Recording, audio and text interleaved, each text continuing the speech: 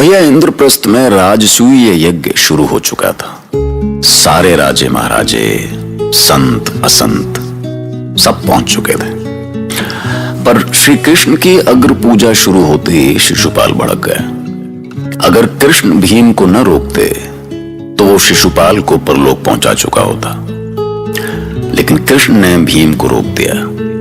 पर शिशुपाल के सर पे तो जैसे खून सवार था।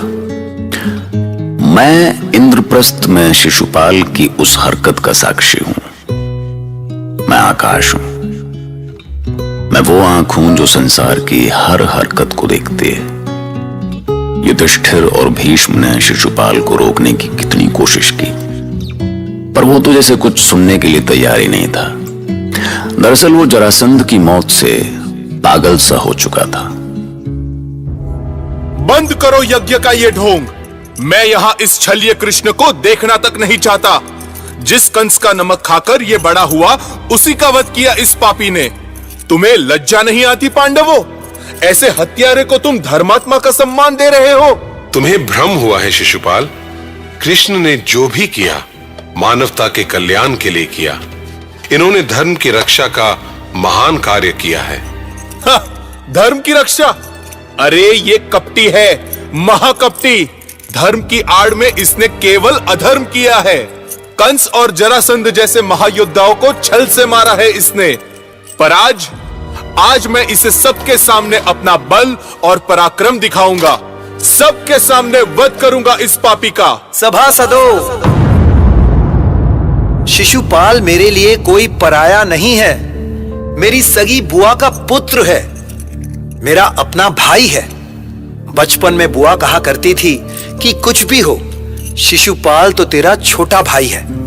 वो बहुत चंचल है, उद्दंड है, थोड़ा मूर्ख भी है, बार बार भूल करता है। पर तू धीरज रख, क्षमा कर दे उसे। उस समय मैंने बुआ को वचन दिया था कि मैं शिशुपाल के 100 अपराध क्षमा करूंगा, इसलिए आज तक इसकी हर गलती को क्षमा करता आया हूं। पर आज इसके 100 अपराध पूरे हो गए। मेरे अपराध गिनने से पहले अपने पाप तो गिन लेता। यदि मैंने 100 अपराध किए हैं तो तूने सहस्त्र किए होंगे ग्वाले। शिशुपाल, आज तूने पांडवों का अपमान किया है। उस पितामह भीष्म का अपमान किया है जिन्होंने आर्य संस्कृति की रक्षा में अपना जीवन होम किया है। अच्छा, पर तू होता कौन है मेरे अपराध गिनने वाला? अभी पता चल जाएगा कि मैं कौन हूं। एक बार मुझे तुझसे विदर्भ कन्या रुक्मिणी की रक्षा करनी पड़ी थी, और आज मुझे धर्म की रक्षा करनी है, और ये कार्य मेरा सुदर्शन चक्र करेगा।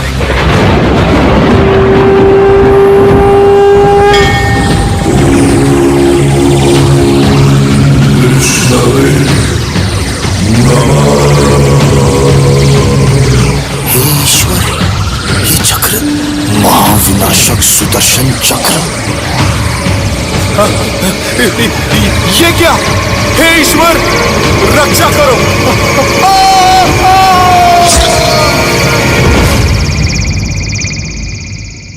माँ, माँ। क्या हुआ पांचाली? चेती नरेश शिशुपाल मारा गया माँ। क्या? किसने मारा उसे? माधव ने। पर अब मुझे भय है कि कहीं उसके साथी पांडवों पर न टूट पड़े। मेरा मन आशंकित हो रहा है। कृष्ण ने जो भी किया है उस पर संदेह ना करो पांचाली। वो पांडवों पर कोई आंच नहीं आने देगा।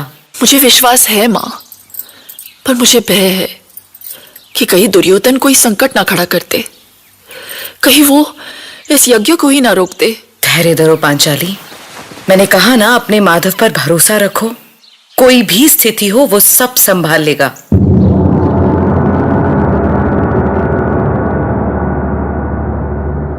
धर्म की स्थापना का पहला चरण है दुष्ट संहार। हमारे कुछ अतिथि शिशुपाल का शोक मनाना चाहते हैं। मुझे उनके शोक मनाने पर कोई आपत्ति नहीं, किंतु यदि किसी ने भूल कर भी इस धर्म यज्ञ को रोकने का प्रयास किया तो उसका वही हाल होगा जो अभी अभी शिशुपाल का हुआ। वासुदेव श्री कृष्ण की जय! वासुदेव श्री कृष्ण की जय! ये कृष्ण इतनी बड़ी बड़ी बातें क्यों कर रहा है मामा? आखिर चाहता क्या है? वो दिखाना चाहता है भांजे कि वो पांडवों का मित्र है और उनके लिए वो कुछ भी कर सकता है। इस कृष्ण ने पांडवों को रंग से राजा बना दिया मामा। यदि ये कृष्ण इनके साथ नहीं होता ना, तो ये आज भी उस खांडव वन में कटोरा लेकर घूम रहे होते। और तुम्हें ये उपहार बटोरने का काम इसलिए दिया गया है कि तुम इस भव्य महल में बैठकर उनका रतन भंडार गिनते हुए अपने भाग्य को कोसते रहो। अरे मैं इनसे भी सुंदर भवन बनवाऊंगा मामा, इनसे भी बड़े रत्न भंडार बनाऊंगा। अरे नहीं भांजे नहीं, लुंगड़ी सा सोचो और बॉक्सा नोचो। तुम बस इन राज भवनों को जी भर के निहार लो और आगे का काम अपने मामा पर छोड़ दो। कभी कभी समझ नहीं पाता हूं कि आप ये क्या उलझुल बकते रहते हैं। मामा बकता नहीं है भांजे, बर्बाद करता है। बस तुम ये यज्ञ निपट जाने दो, फिर ये शुक्नी करेगा महायज्ञ, बर्बादी का महायज्ञ।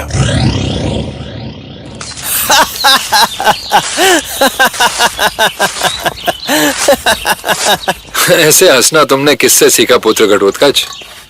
पता है तुम्हें, इंद्रप्रस्थ में कोई ऐसे नहीं हंसता। क्या आपने कभी माँ हिडिंबा को हंसते हुए नहीं देखा था पिताश्री? वो भी तो ऐसे ही हंसती हैं। ओहो, तो अब समझ में आया, तुम्हारे लोक में सब ऐसे ही हंसते हैं। कितनी देर से समझते हैं आप पिताश्री? माँ तो कहती थी कि आप बहुत बुद्धिमान हैं। तुम्हारी माँ ने ठीक कहा था पुत्र, पर अब ये बताओ, तुम यहाँ से अपनी माँ के पास जाओगे कैसे? जैसे आया था वैसे ही जाऊंगा, वन से होकर, और अपने साथ सहदेव चाचा को भी उठा ले जाऊंगा। क्या मुझे भी ले जाओगे?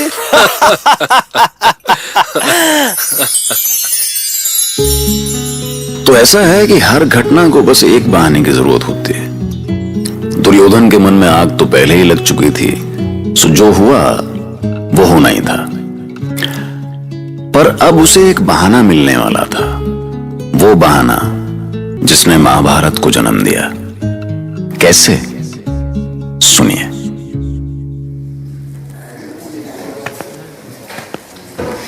मामा, वो देखिए, कैसी सुंदर युवती है। हाँ भांजे हाँ, इसमें दोष तेरा नहीं है। भगवान ने सबसे पहले ये दुनिया बनाई, उसके बाद भगवान सो गया, और उसके बाद भगवान ने आदमी को बनाया, उसके बाद फिर सो गया। लेकिन उसके बाद भगवान ने युवती को बनाया, ना खुद सोया ना हमको सोने दिया। पर ये यहाँ क्या कर रही है भांजे? इसे तो हस्तिनापुर में होना चाहिए था ना, हमारे पास। इसे अपने साथ उठा ले चलूं मामा?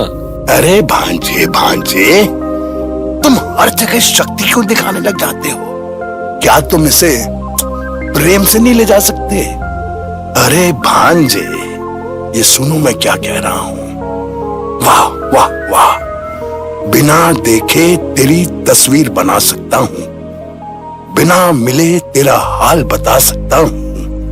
अरे मेरी मोहब्बत में इतनी ताकत है कि तेरे आंख के आंसू अपनी आंख से निकाल सकता हूं। ऐसा सोचो भांजे, ऐसा सोचो। हर जगह शक्ति का इस्तेमाल क्यों करने लगते हो? प्रेम, क्या तुम इसे प्रेम से नहीं ले जा सकते? ठीक है, ये काम कठिन तो है मामा, पर प्रयत्न करता हूं।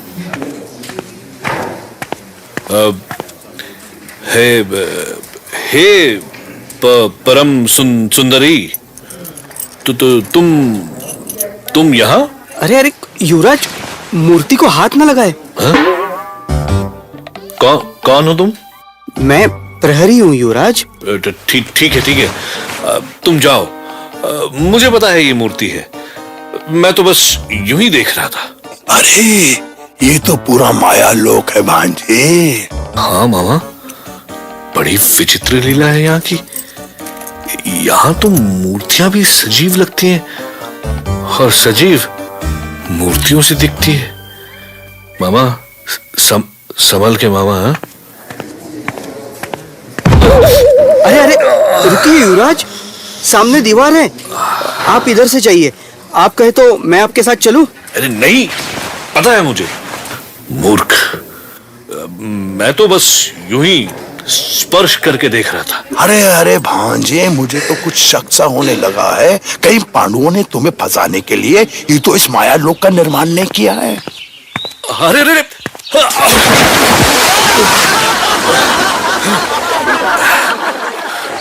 अरे चोट तो नहीं आए दुर्योधन? इस महल में आने से पहले किसी को साथ ले लेते। मुझे क्या पता था कि तुमने मायालोक बना रखा है। अंधे का बेटा अंधा।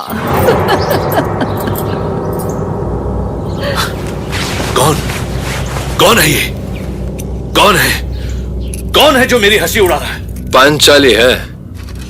तुम उसकी बातों का बुरा मत मानो, भाभी है तुम्हारी। आओ इधर से आ जाओ। ये देखो, ये है व्यायामशाला।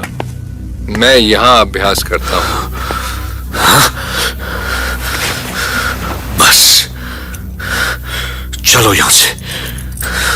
जो देखना था मैंने देख लिया।